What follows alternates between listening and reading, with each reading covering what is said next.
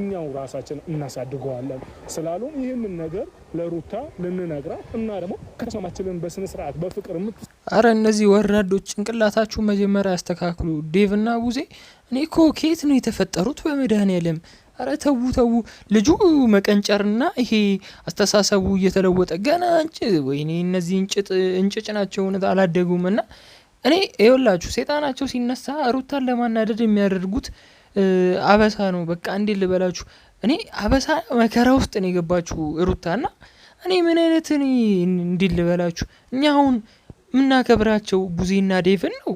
እሺ አሁን ቡዜን እሺ ተዋት ስለምቀባጠር ወደዚህም ወደዛም ስለምትል ዴቭን ብቻ እናከብረዋለን። ዛሬ ላይ ምን ተሰምቶ ነው በዚህ ያህል ወርደህ እንትን ሩታን ለመጨቃጨቅ መሞከረው እንዴ? ሩታ ልጇን በስነ ስርዓት እያሳደገች አንተ ምን ዛሬ ምን ተሰምቶ ነው የምትጨቃጨቃት እንዴ? እና አረ በጣም የሚደብር ነገር ነው። ብቻ ግን እስቲ ቪዲዮን ቻናሉን ሰብስክራይብ ካላደረጋችሁ ሰብስክራይብ እንድታደርጉ በትህትና ጠይቃለሁ። ቪዲዮን ደግሞ ላይክ አድርጋችሁ ሀሳብ አስተያየታችሁን ኮሜንት ላይ ጻፉልኝ። ትክክል ከሆንኩ አንድ ቁጥር ጻፉልኝ። እኔ ትክክል ነኝ፣ ሁሌም ትክክል ነኝ። ለምን ብትሉኝ እኔ ዛሬ የሰሩት ቪዲዮ በጣም የሚደብር ነገር ነው። እስቲ ሌላው ይቅር በልጄ ትመጣላችሁ አዝናለሁ። ከዚህ በፊት እንኳን የሆነው እሺ ይሁን ብለን አለፈን። ድጋሚ በልጄ ትመጣላችሁ? ድጋሚ በልጄ አይ እኔ ልንገራችሁ ቡዜ በጣም ትልቅ አጋንንት ነው ያለባትና ምንድነው እንደዚህ ተናዳ ጥርሷን ነክሳ የምታወራት ሩታን? ለምንድነው እንዴ? አረ ልጁ ያሳዝናል። እባካችሁ ተው እንዴ! ፍትህ ለሩታ እያለን መጮህ አለብን? እኛ አስፋልት ላይ መውጣት አለብን እንዴ? እዚሁ በሚዲያ መጨረስ እኮ ነው።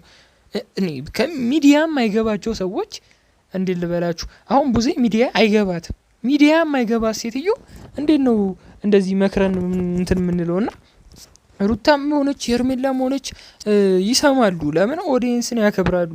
እኔ ቡዜ ኦዲየንስ አታከብር አፏ ላይ እንደመጣላት ብቻ ነው የምታወራውና ዛሬ እንግዲህ ዴቪል በዚህ ያህል ደረጃ ሁላ ወርደህ ከእህት ጋር እንደዚህ ለመጨቃጨቅ ትመጣለህ ብዬም አስቤም በእውኔም በህልሜም አስቤ አላውቅምና ልጁ እንግዲህ ዛሬ ፍቃደኝነቷን ለመጠየቅ ነው ምናምን ብዙ ወሬ አውርተዋል። ምንድነው እያሉ የነበሩት?